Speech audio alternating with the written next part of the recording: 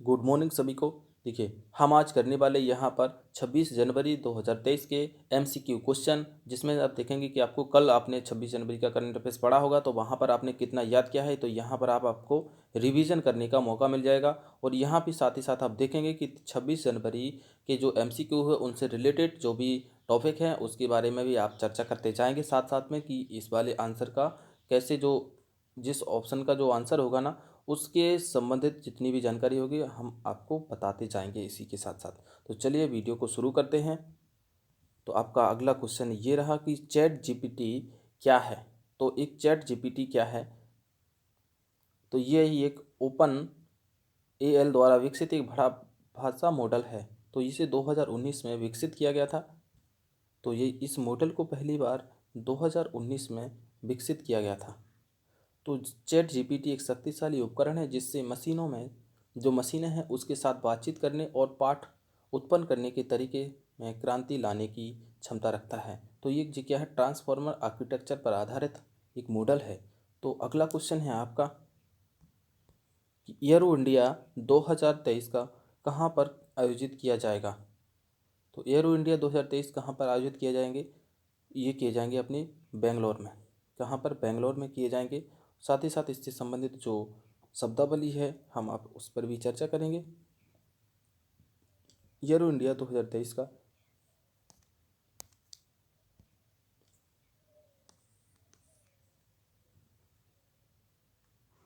14वां संस्करण यह भारत के प्रमुख वैश्विक विमानन व्यापार मेला है जो 13 से 17 फरवरी 2023 तक बेंगलुरु में आयोजित किया जाएगा। अगला क्वेश्चन है आपका, विज्ञान और इंजीनियरिंग में उत्कृष्ट योगदान के लिए किसे पद्म विभूषण के लिए चुना गया है। तो किसको चुना गया है पद्म विभूषण के लिए, वो भी विज्ञान और इंजीनियरिंग के क्षेत्र में। तो आप यहाँ देखेंगे कि श्रीनिवास वर्धन को चुना गया है। श्रीनिवास वर्धन को चुना गया जो एक अमेरिका से बिलोंग करते हैं और जिनको मैथमेटिक्स एंड इंजीनियरिंग के क्षेत्र में एक पुरस्कार दिया जाएगा जो कि, तो यहाँ देखेंगे कि जो अमेरिका के गणतज्ञ पद्म भूषित एक एस आर श्रीनिवास वर्धन को 2023 के भारत के सर्वोच्च नागरिक सम्मान पद्म विभूषण के लिए चुना गया है। तो यहाँ आप देखेंगे कि भारत 2023 में कितने लोगों को सर्वोच्च नागरिक पुरस्कारों में से एक है। तो पद्म विभूषण, पद्म भूषण और पद्म श्री ये तीन हैं, जहाँ पर 2023 में सूची में 6 पद्म विभूषण और 9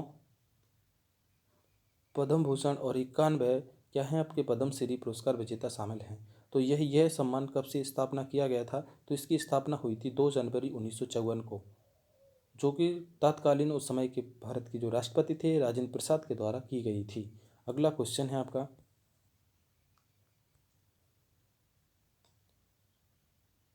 JNCASR में वैज्ञानिकों द्वारा मस्तिष्क जैसी कंप्यूटिंग के विकास में उपयोग की जाने वाली प्रमुख सामग्री क्या है।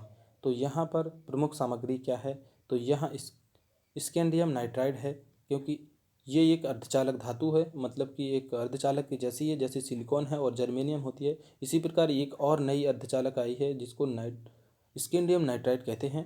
तो इसको एक मानव के जो मस्तिष्क के समान चित्र में, तो यहाँ पर ये कब किया गया है, तो 25 जनवरी 2023 को बेंगलुरु में Jawaharlal Nehru centre for advance scientific research में ये वैज्ञानिकों ने मस्तिष्क जैसी कंप्यूटिंग विकसित करने के लिए स्कैंडियम नाइट्राइड का उपयोग किया है।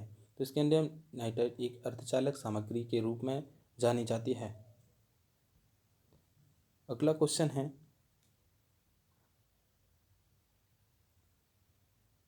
जनवरी 2023 में किसने मध्य रेलवे के नए महानिदेशक के रूप में पदभार संभाला है। तो मध्य रेलवे का मुख्यालय कहाँ पर है, तो आप देखेंगे कि मध्य रेलवे का जो मुख्यालय है वो आपका मुंबई में है। ओके, मुंबई। तो इसका जो पदभार संभाला है अभी किसने, तो नरेश लालवानी ने संभाला है। इसका जो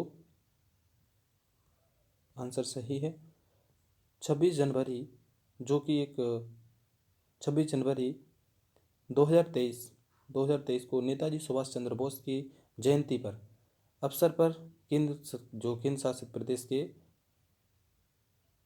जो किस केंद्र शासित प्रदेश के 21 द्वीपों का नामकरण परमवीर चक्र विजेताओं के नाम पर रखा गया है? तो किस देश के, जो किस केंद्र शासित प्रदेश के रखा गया है? तो यहाँ पर रखा गया है आपका अंडमान निकोबार द्वीप समूह के जो 21 द्वीप हैं, 21 द्वीपों का जो नाम है, जो नामकरण किया गया है वो किया गया है जो वीर चक्र, जो परमवीर चक्र विजेताओं के नाम पर किया जाएगा। तो इसका अनावरण कब हुआ है? तो इससे संबंधित आपकी जानकारी ये रही।